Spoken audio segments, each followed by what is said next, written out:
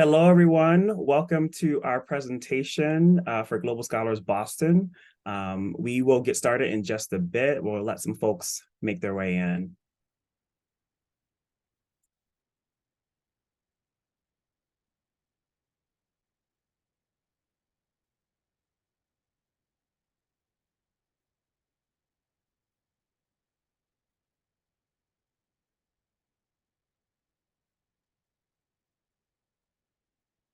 And Shannon, I just wanted to make the quick note that for students in London currently, if you do not have class, we certainly would love for you to stick around. If you do have class right now, we ask that you go to class, and we will be sure to send this recording out to everyone who's not able to stick around. So please do not miss class for this. We will be sure to share this and any other necessary pieces of information soon after the session. Great note. Thank you, Jake. All right, we see folks are making their way in. No worries. We know it's the end of the day over in London. Happy Friday.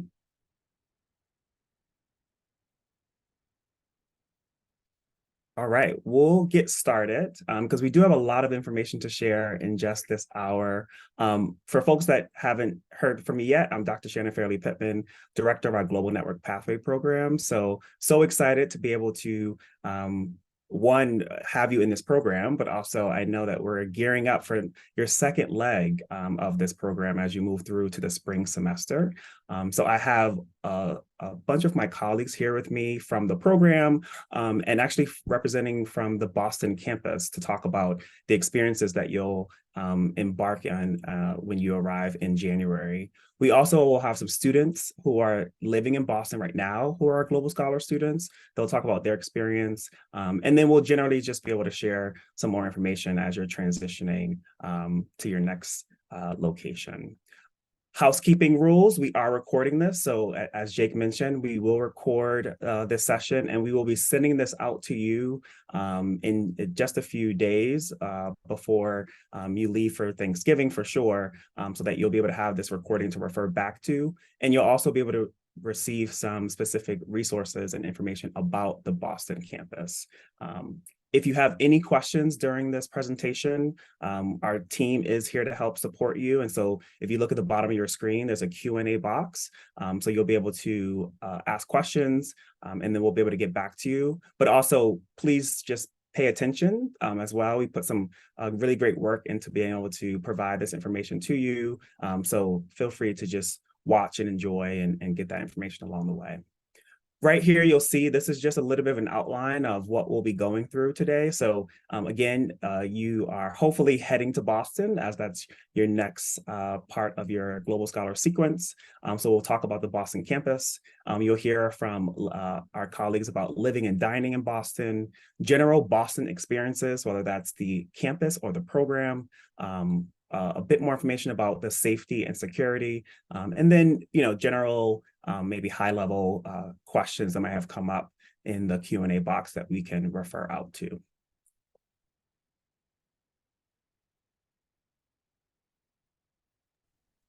Hi, I'm going to take it from here. My name is Jasmine Williams. I'm the Associate Director for Global Network Pathways, and I oversee the Global Scholars Boston cohort.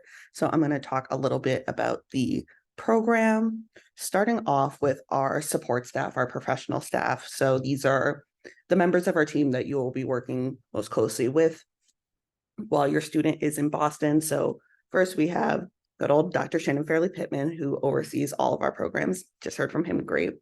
Then it is me. So again, I'm the associate director. So I oversee a lot of the operational aspects for the Boston cohort. I work very closely with students and parents. And then we have a program supervisor who oversees programming. She's starting next week. We are actually very excited to have her join the team. So she's going to be overseeing a lot of the excursions that our students are going to do, a lot of the programming they do in the city of Boston. But yes, this is our professional staff team. And then we're also very lucky to have 3 graduate assistants. So we have our programming assistants, Varun, Alexandra, and 16. They are current Northeastern University graduate students, and they support programming as well. So they do activities for the students. They take them out throughout the city. They've done the Boston Ghost Tours. They did Six Flags New England, which was really fun, Museum of Science, New England Aquarium, and they're just a really good resource for students if they need help looking for study support on campus, or if they want to know how to rent a study space where the best food is on campus. So they really have that good student perspective as well. And then we also have some current Global Scholars Boston students that we are going to have talk about the program. I'm going to let them introduce themselves. Chloe, do you want to go first? Yeah, sure, I can go first. Hi, my name is Chloe. I'm a business administration student, and I'm from Brookline, Massachusetts, which if you go 15 minutes down Huntington, that's where I'm from.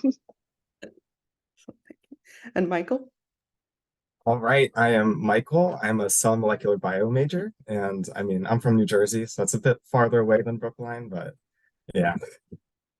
Awesome. And we really like to hear from our students and have their perspectives as well. So really excited that they are able to join us today. So the pillars of Global Scholars. So these are the pillars of all of our Global Scholars programs. So whether your student is here in Boston, while they were in London, in Oakland, this is what we really want the overarching theme of the program to be. So first, locality-based programming. So that is that power of place-based learning you heard about. So while you were in London, you had all these opportunities to explore the city, explore neighboring cities, and really take advantage of that UK experience. It's going to be similar in Boston. So we're going to talk about excursions a little bit later, but we really want to make sure that students are having a full New England experience while they were here that accompanies their learning throughout their majors and programming as well. We also focus on community engagement and service learning. We want to make sure that we are respecting the communities that we are in and being able to give back. A lot of our students have enjoyed volunteering at some of our local schools. We have a YMCA near us. I know Boston Latin Academy really loves working with Northeastern students to help some of their high school students. Next, we have global citizenship. So you guys did that a lot more so in the London campus. But we really want to make sure that our students are global citizens, have a global mindset, and are really able to take advantage of Northeastern's global campus network. Then mentorship and relationship building. This is like why we have our students in this presentation so that they can talk about their experiences. But then we also are going to start an alumni network, and then so our Global Scholars alumni, once we finish this year, can talk about the program to our new Global Scholars so that we ensure that this program has longevity and everybody feels that they are supported through the program. And then experiential entrepreneurship is more so on the Oakland campus, but we want to make sure that students do have this experiential learning opportunities, as that's just one of the cores of Northeastern. So while your student is in Boston, we do have what we call a home for global scholars. That is the 300 Mass Ave space, also known as the Horticulture Hall, located right in the center of Boston. It's about a 2-minute walk from Central Campus. It's a really great study space for students. There's a kitchen, there are private study rooms, there are couches if you just want to chill and watch a lecture, and it's where our offices are located as well. So it's really the hub for global scholars. We do programming there, we do our community forums there, but we also encourage students to really just take the space and use it as they need. So again, if they want to study, if they want to have a meeting for a group project, or if they just want to do something fun, we frequently have programs in there. We have board games, our programming assistants are there if there are any questions. So it's really a home for our students. And this semester, students have been really taking advantage of it. And we really hope your students are able to next semester as well.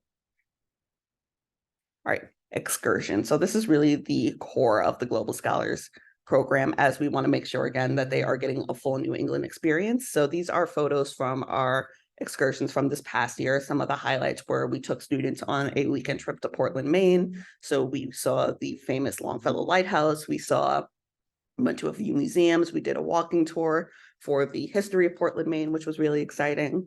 We're taking students to Providence, Rhode Island this coming weekend. We did Cape Cod and P-Town earlier in the semester. So Chloe and Michael, I know you guys participated in a few of these excursions. Do you want to talk about it? I think we can start with Chloe again.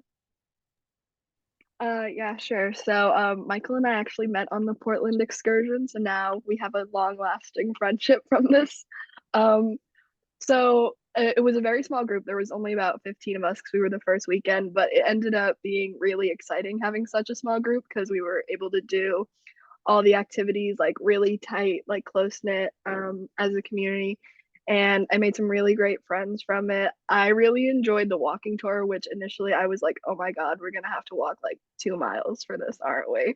But our tour guide, he was really sweet, really funny. And it was really interesting to learn more about Maine. I mean, I had been there a few times before, but never to Portland. And I really enjoyed it, and I think we had fun. We went on a late night swim at the hotel. We went running around a mall trying to find an HDMI cord so we could watch movies together. It was all around like a really good like bonding experience. Do you want to hop in, Michael? Of course, I did the Portland one, and that's where I met Chloe. I found that these excursions were really great for just like meeting people, and she said it was like very close knit. Um, I also enjoyed the walking tour a lot. We just got to go around. There's a picture of me with a map. I kind of got lost, but that was for fun. And yeah, it was great. You will never believe how many times Portland, Maine has burned down. But if you want to find out, I suggest you go on this excursion. I also went to the Cape Cod excursion too, which was very interesting. Again, I got to meet people. I got to have really like great food. It was very tasty. Would highly recommend. And I just got to learn more about like Boston and or even like Massachusetts and just like New England as a whole, you know? And then in addition to going all over New England, we also want to make sure that we are taking advantage of the city of Boston as well. So our program assistants and I really like to emphasize these local excursions as well. So we took a group of students to Six Flags New England. Again, we do the Museum of Science, we do the New England Aquarium, and every student is given a unlimited Charlie card so that they can explore the city as well on their own time. And Michael, I believe you said you and some of your friends take advantage of that. Do you want to talk a little bit about it? Course. So our Boston campus, we are surrounded by a bunch of T stops and also like bus stations too. So we've gone to like Chinatown and we've been to Chestnut Hill and we take the bus to Cambridge because they've got some pretty good thrift stores up there. So like we'll go over there and just like explore a little bit. But like Chinatown, I recommend go for the food. So much good food. Like I had the best dumplings I've ever had like in Chinatown. And having the Charlie card is just it's really great because I can just swipe and then I'm in. I don't have to like worry about like paying for it. It's great. But yeah, so like I said, excursions and taking advantage of New England and the city of Boston are really the core of the Global Scholars Boston program. So we want to make sure that we are taking advantage of that power of place-based learning. So there is a lot of emphasis put on it. So we really encourage students to sign up and engage in these excursions. All right. And then we also do career development days. So on these days, we host 2 per semester. We really want students to learn what kind of employees or what kind of careers that they can explore with this new global context and this global experience they have. So we do some personality testing to show what kind of workers they would be. Like, are they more of a strategic thinker? Are they more focused on influencing or relationship building and executing it? And these get very in-depth and you learn a lot about yourself, some things that you may have not wanted to learn, but it's always fun and really nice to really be able to implement them. But then we also do like LinkedIn headshots, resume building, and then we have alumni from the institution and global and current industry leaders to come talk to our students to, again, really talk about what it is like to work in a global context with with the Northeastern education. So we're really excited for these. These will be happening the end of this semester, but they will also be happening next semester as well. So another thing that we really encourage our students to take advantage of. For accommodations, we always just like to mention if you currently have an accommodation through the Disability Resource Center in London, it will carry over to Boston. If there will be a webinar the week of November 13th to talk about it a little bit more in depth. The DRC will be reaching out to all students and to invite them to the webinar, just so you have all of that information. If you do not currently have an accommodation in London, but would like to explore the options of having one in Boston, you would just need to check out this website, and our DRC will work very closely with you to ensure that you have all of the tools you need to be successful. For our international students, we want to make sure that you are going through your I-20 process as needed. We really recommend that you scan these QR codes. Our Office of Global Services are really great with supporting you throughout this process. And we have our contact, Giscard, who is helping all of our global scholars. So please feel free to scan the QR codes, shoot them an email if you have any questions about your I-20 process. And then lastly, stay in touch. As the associate director, I really want to be a resource for students and parents. So please, email is always the best way to get in contact with me. I'm always happy to help. I try to get back within 1 to 2 business days. But here's my email, here's my phone number. And if you have any general global scholars questions, there's their number and email as well. So thank you. I'm going to toss it over to Robin to talk about student life. Hello, everyone. I am Robin Golden. I am an assistant vice chancellor in student life, and I'm going to talk about certain aspects of being a student here on the Boston campus.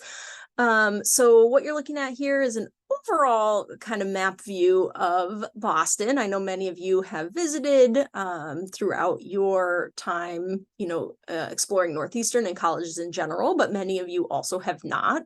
And so taking a quick look at the map there, we kind of sprawl throughout our area of the city. Everything at the top, which is north of Huntington Avenue, are primarily residential. So everything highlighted in red are residence halls. And then everything that's gray is maybe an academic building or a common building, parking areas, things like that. So you see a lot of red up at the top. A lot of our first year students live there, but also we have a lot of leased property apartment housing where our more senior students live. Over on the left is, again, primarily residential. So what you're seeing is basically that the core of campus, all of that gray in the middle, which is academic, student support, offices, the library, the student center, that's like the heart and the hub. And then everything more residential kind of surrounds that. And so you will live near campus, and the 2 with the stars are where our global scholars population live. But thinking beyond just 1 semester, that's kind of the residential experience in Boston, is being surrounded to that heart of campus. Same you'll see along the bottom there, along Columbus Avenue, again, more of residential versus the academics. So I mentioned we have International Village in the bottom left. And so that is our largest residence hall. So we have a cohort of global scholars living there now, and we will again in the spring.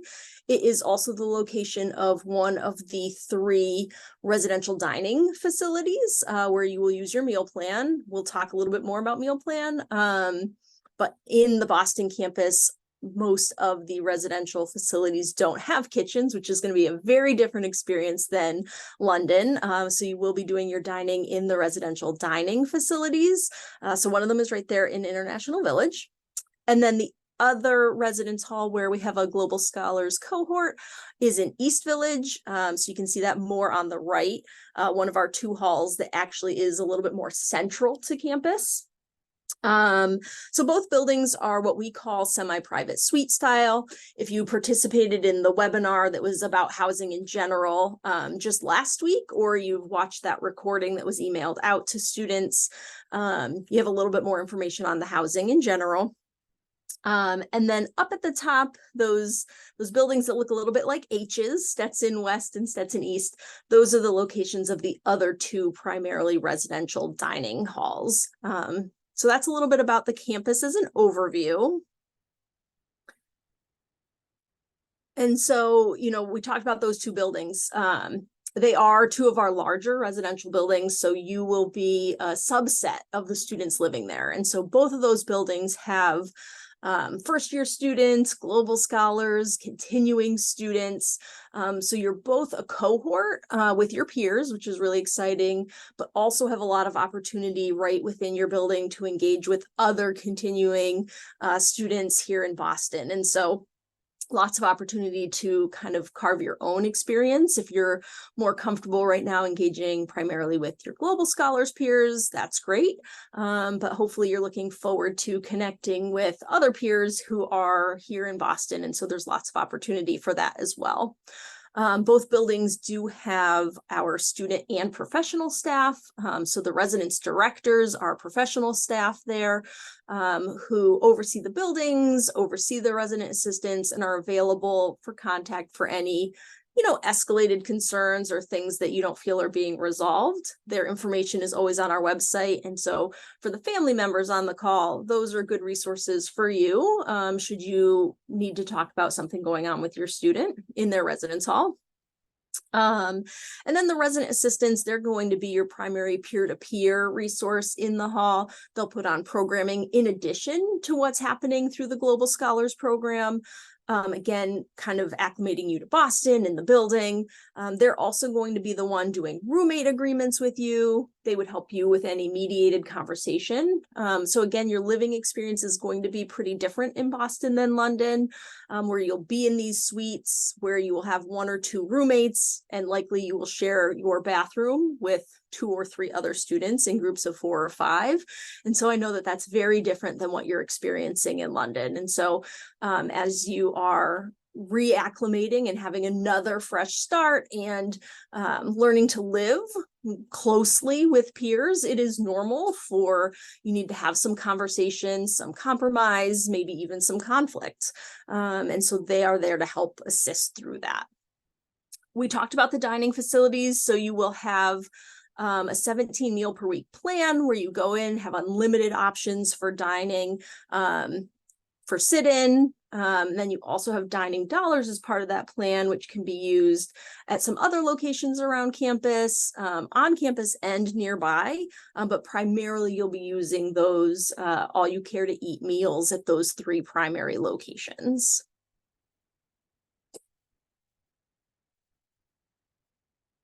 Right. So, thinking about coming to Boston. So in December, you'll get your room assignment, you'll have your roommate information.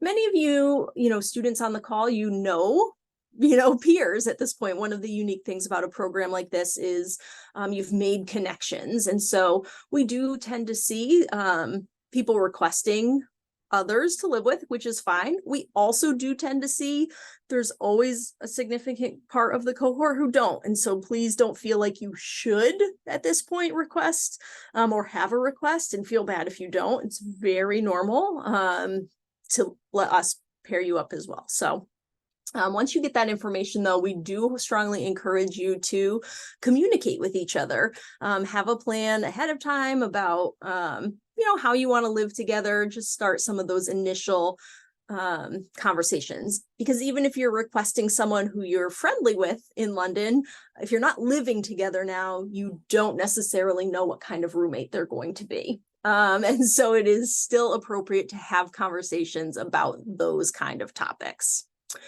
In Boston, your room is going to have a bed, twin extra long with a mattress, desk chair, dresser, window shades. The closet spaces are like nooks, and so they may be individual or shared. There are wireless internet throughout campus in the residence halls, and you will have Xfinity on campus streaming. In general, there is a packing list, recommended what to bring online. As Northeastern students, and you have already experienced this, who are very mobile, semester to semester, you may be in different locations, frequently moving in and out of places throughout the year. We recommend you really start practicing packing light, bringing your essentials, a few personal touches, but it's pretty normal as a Northeastern student, whether you're a global scholar or not, you're going to move throughout the year. It's not what many of maybe your high school classmates might be experiencing. Even those of you coming to Boston, if you're planning on staying for summer, there's a good chance you may move between spring and summer term. And so really think about that and how you might want to pack light. Planning ahead for Boston weather, January to April is winter in Boston. It'll be dark, it'll be cold. Get a good coat, maybe some rain boots. And, that's what that's what will serve you well here in Boston in the spring term. With your room assignment, you're going to be assigned a move-in day. So move-in in January in Boston is the 4th and the 5th. We know that many of you have possibly secured your travel through group travel. But if you are able to wait, if you live in driving distance to campus, for example, we do recommend you arrive on your assigned day and time, as that's when the primary resources will be available. But we do have structured move-in on both of those days for both East Village and International Village. It's move in through what we call a cruise ship style because they are high-rise buildings with hundreds of people moving in. We have moving support there, so you'll unload right at the curbside. Those folks will help bring your belongings right in and up to your room while you check in. And so it's a pretty smooth on-site experience while you get your things right into the hall. There will be maps on our website, again, showing you some of those key locations, a parking pass where you, if you are driving, can park for the day in the Columbus garage. So lots more detail about that arrival will be shared in December. Some other resources outside of residential life that you may want to explore while you're here in Boston are our centers within cultural and spiritual life. So some of those are listed there on this slide, and they are dedicated to supporting all students, but many students of particular identities are going to find a home and partnership and peers through these centers. And so as you come to campus, you know, these are people working to do some of those things, promoting justice, building relationships, and really just helping with your ongoing transitions within Northeastern and to our various campuses. So definitely get involved in these organizations. They all have physical locations around campus where you can visit, but they also host programs that are open to all students. They will be at the Winter Involvement Fair, which I'll talk about in a few slides. But if you're interested in one or more of those and you want to kind of do some of your own research, definitely check out that website there and learn more about what those centers offer. So staying connected with us, if you have general housing questions, the best way to direct those is to that email, housing@northeastern.edu. There's lots of general information on our overall website, which is going to serve you well as we start thinking about housing beyond spring. You know, spring is pretty organized for you, right? We know exactly what buildings you're going to. But beyond that, you may want to start digging and learning more about housing as a continuing student. And so we encourage you to start doing that too. I am going to talk about your orientation experience too. So Husky 101 orientation.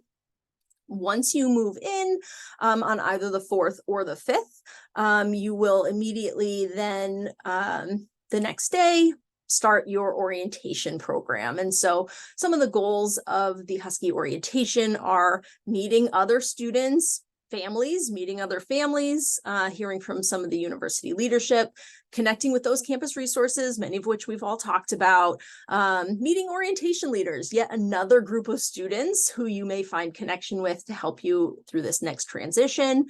Learning how to get involved and engaged in Boston and exploring Boston, which we've talked about a lot as an important part of the Global Scholars experience. So it is mandatory for students, and we know that in January, you know, you feel you already have a semester of Northeastern College under your belts, and we understand that. What you've done in London is very valuable and has taught you a lot. But this experience is still mandatory as you're going to learn specific things about expectations and opportunities in Boston. And so you do still need to attend, even though you have that semester of experience. You know, some of the student sessions are going to talk about those things.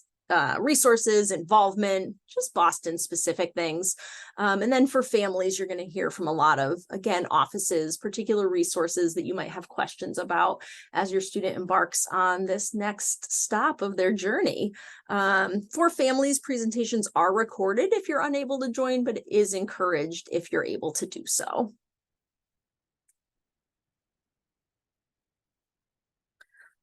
So some points, some touch points here on a calendar level. So in mid-November, there will be another email shared about the upcoming orientation. Again, in December, they'll share those really nitty-gritty details around parking and arrival and all of that you need to know. If you're assigned and moving in on the Thursday, January 4th, you will do your orientation on Friday the 5th. And if you move in on Friday the 5th, you'll do your orientation on the 6th. Starting the evening of the 6th will be the general programming that's then open for everyone. You'll all have moved in and done your orientation at that point. And so Winter Blast is that evening, which is a signature kickoff event. More events throughout that evening and on Sunday. Monday is the first day of class, and it is also the date of the Winter Involvement Fair, which is on the next slide. The note on the bottom there is, once the orientation really kicks off, which is the next day, families do experience limited time with your student. We want your student jumping right into the Boston experience. And so just plan accordingly for your own travel purposes and what to expect once your student gets here in Boston. It kicks off pretty quickly. So Welcome Week continues through that first week. So I mentioned Winter Involvement Fair, which is a huge program, starts right away on that Monday, the first day of classes. And so that's where you will have opportunity to experience what clubs, organizations, offices, resources there are. So lots of tabling, lots of chances to engage with campus. It's a really great kickoff event. But there are other transitional, cultural, athletic, social events that are run by orientation to get you immersed right away on campus. So this is contact information for student orientation and family programs. And so if you have any specific questions about orientation or family programs, you can contact them via email, check out their website, or follow them on social media. And I will turn it over for some advising.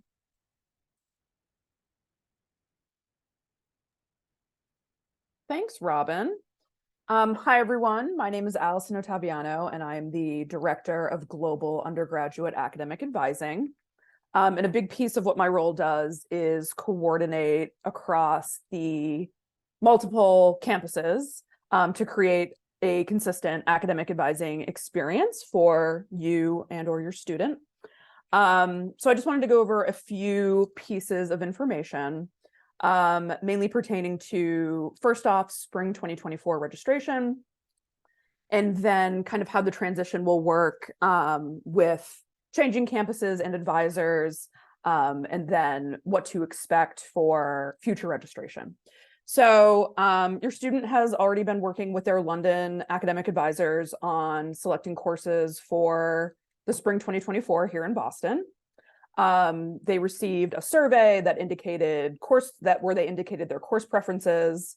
They often worked with their advisor to make sure that they were selecting the appropriate courses. So we've been gathering this information, and we will be registering students for courses during the last week of November. So we've been gathering the information from students. We'll be looking at their transfer credit, pinpointing any issues with transfer credit, making sure that they're progressing within their major or intended major, and making sure that they're being enrolled for the appropriate classes.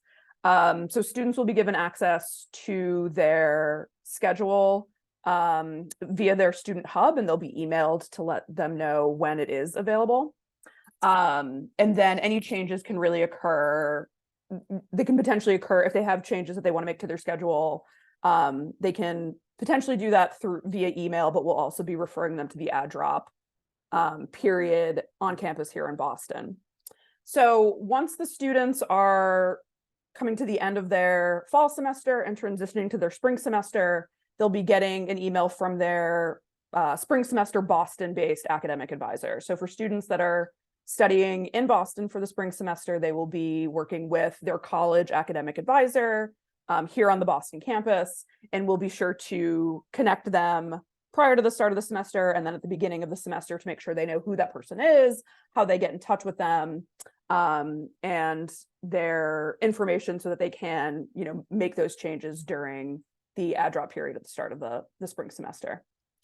They'll also be working with their home college academic advisor for transition into the summer and fall, and will definitely be connecting with your student about that transition and what to expect when they are registering for summer and fall classes. And that will be done really kind of starting in February when summer classes are posted, but your student will be working with their college academic advisor in Boston on kind of continuing their studies in the Boston campus for the summer and fall of 2024.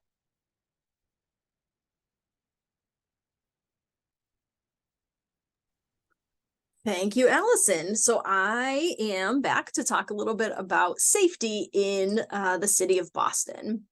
And so these slides have been prepared in collaboration with Northeastern University Police. And so first thing here, getting around Boston, you heard a lot earlier from Jasmine about the power of place and how important it is that we want to make sure that you're taking advantage of wherever you're located. And so when you're here in Boston, you're provided that MBTA pass for the green, red, orange, blue, silver lines, as well as the buses. And the students spoke earlier really well about, using that and getting around. And so whether it's an organized excursion or just going out with your friends or on your own, we absolutely encourage you to do that. If you are not familiar, though, with using a train system, maybe, you haven't been comfortable doing that in London, doing it for the first time with some friends or with an RA or with an orientation leader, so that you understand where you're going. You have a plan for maybe the last trip back. So if you are venturing out on the MBTA, which we absolutely recommend that you do, we just want to make sure that you're doing that with a plan and safely. Jasmine also talked about a lot of popular attractions, and there are so many more, but there's lots of historical opportunities, sports opportunities, the arts, and other things, all of which are accessible with that MBTA pass. And so don't let the opportunity pass you by. The other great thing is, you are coming to Boston and likely you will be spending other semesters here in the future. And so you don't have to hit all of these attractions in the spring, but definitely don't let the time, it passes by a lot faster than you think. But it is good to know that there's something for everyone while you're here in Boston.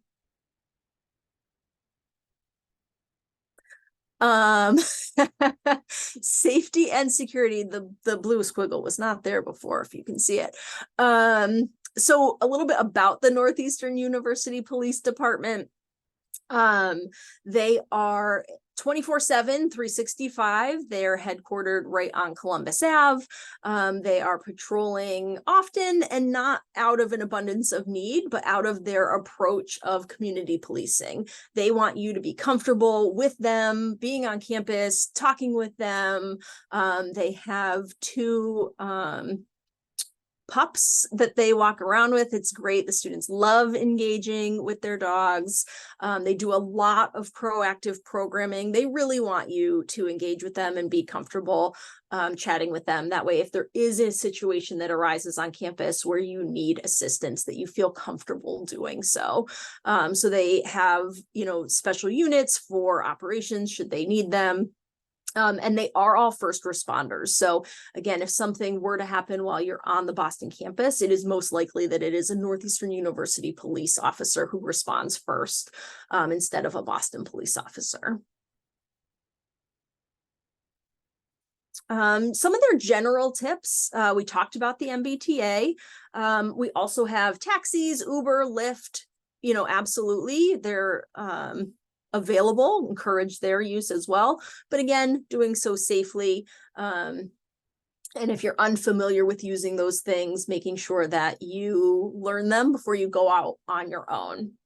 Avoiding the unknown, and that's just general. I'm sure what you heard going to London as well. Don't head places you're unfamiliar with, especially alone or in the dark. And practice those things all the time. If they're just part of your overall routine, then they are just things that you do, whether you realize you're doing them or not. So planning a route, don't going out alone, being aware of your surroundings. That's their general premise of just everyday, good, intentional, smart decision making while you're around the city.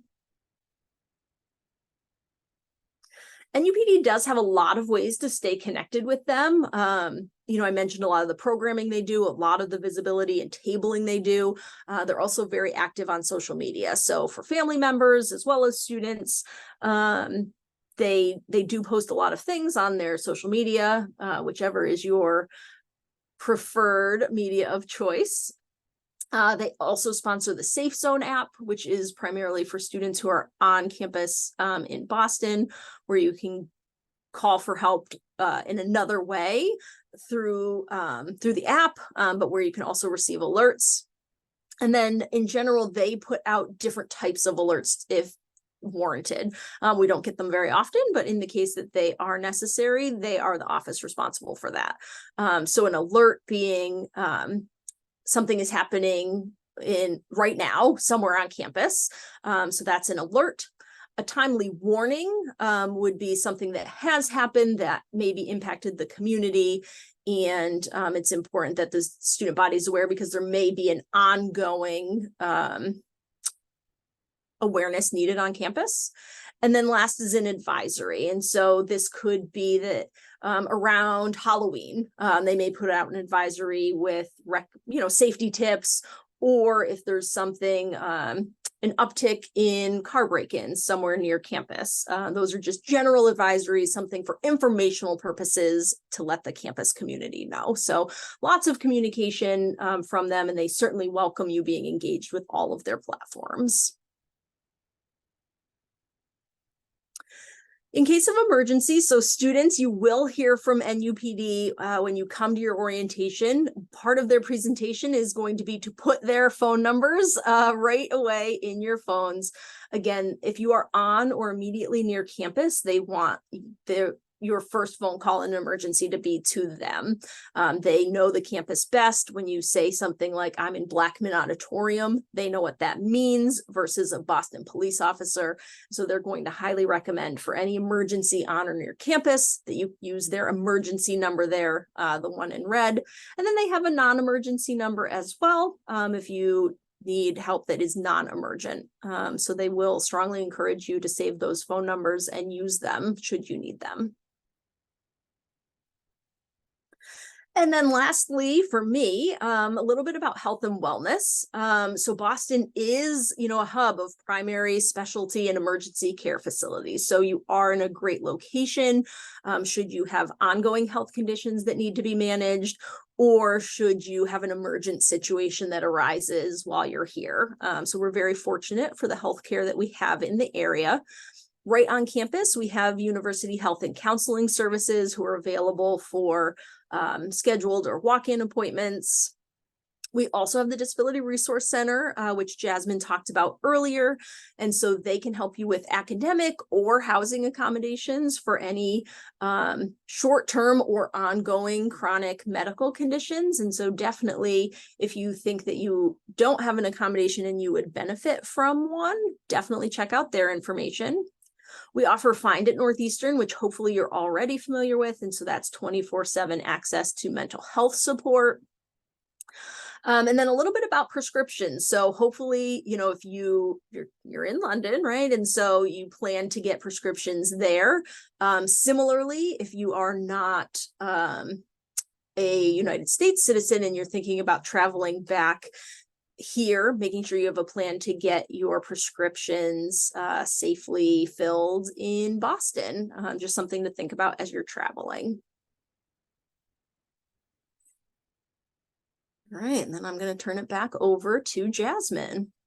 All right. Hi. All right, so thank you so much for joining us today. Just some upcoming communications, just to make sure you are keeping an eye out for. Firstly, will be this webinar. So we will be sending a recording of the webinar within the next 1 to 2 weeks, definitely before Thanksgiving. So we will also be sending an email just with a comprehensive list of Boston resources. So that includes the DRC, mental health resources, academic resources. We'll be sending that out mid to end November, will most likely be after Thanksgiving. And then the Know Before You Go. So you all received this one on your way to London, just with all the information you needed to know before you got on your plane, especially if you were taking the group flights. We also do have a Boston equivalent, so we will be sending that out in December. But again, thank you so much. Again, we always encourage our students to break out of the ordinary, as our good President Ayoun said. Welcome to Boston, now get out. We really want you guys to take advantage of everything has to offer in New England, in London. And now we have some time for questions and answers. Yes, thank you so much, everyone who've been speaking today. And thank you to Jasmine, who was able to talk about the program in such a wonderful way. So excited for you all to take advantage of Boston. I do want to call my colleague Robin back on just to speak a little bit about some of the logistics for move-in day. As you all know, we've announced and asked all of you to think about your group flights, which has been confirmed, as well as your for folks who are individual flyers. But of course, you're still looking for information about your move-in dates and how that will translate. So I'll turn it back over to Robin to talk through about that next step.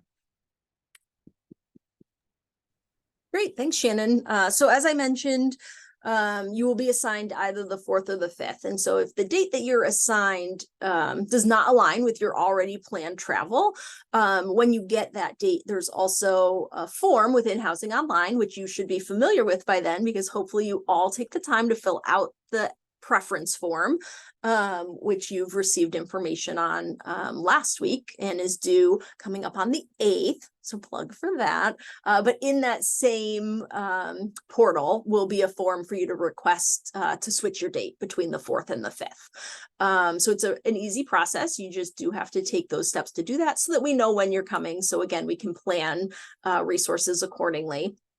And the other thing to know is we aren't able to accept requests before the 4th unless we are coordinating with you break housing. And so that's something I believe you've received your form about the upcoming breaks and what you might require, since there's no break housing in London.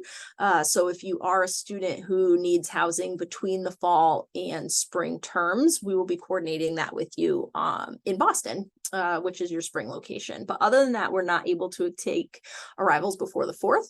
And we strongly recommend you do not arrive after the 5th. You should be arriving to Boston on either the 4th or the 5th. If there are extenuating circumstances that arise where you need to arrive late, obviously be in touch with the Global Scholars Program. But in general, you should all be arriving to Boston on either the 4th or the 5th. Awesome. Thank you so much, Robin. So hopefully folks are understanding that we are accommodating to you in that way. So please do move forward with booking a flight for the 4th or the 5th if you have not done so. But then you will be able to request a change should it be different, should your assigned date be different when you receive it in December. Thank you so much, Robin, for that. And then generally the webinar that Robin's team hosted last week, they did send out the recording and further information. And as she mentioned, there is an upcoming deadline on November 8th. So please do, students, check your email if you have not already, and that will direct you with all of the housing information regarding roommates and all the other pieces that her department will be managing for you as you move to Boston. So just wanted to call that out. If you don't have that email, or if you're looking for the recording, please email housing@northeastern.edu or j.williams, Jasmine, and we can help support you in getting this information over to you. But it has been emailed out to all of you last week after the webinar. Those were the, oh yeah, go ahead, Jasmine. Yeah, there were a few questions about excursions. I just want to address this now. Yes, please, thank you. So see a lot of questions about the availability and accessibility of excursions. I will say with our excursions, most of them we do more than one time to ensure that all of our students have the opportunity to do it. So the Portland, Maine excursion, we actually do that excursion 3 times throughout the semester. We have roughly 300 students in the Global Scholars Boston cohort this coming semester. So each weekend can hold roughly 100 students. So every student will have the opportunity to do it if they want to do it. They just need to make sure that they are signing up for the weekend if they have a specific weekend that they want to do in advance. So while the weekend might reach capacity, every student will have the opportunity to go to Portland if they so choose, or do any of our excursions if they so choose.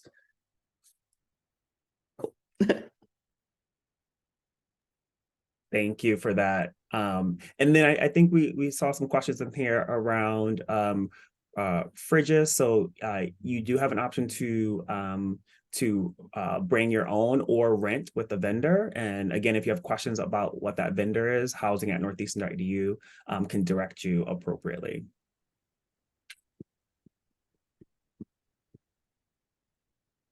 Otherwise, I feel like we might have answered everything. And again, you'll be receiving this recording and more, again, detailed information, just connecting you to resources in the Boston area in the coming days. So please do look out for that.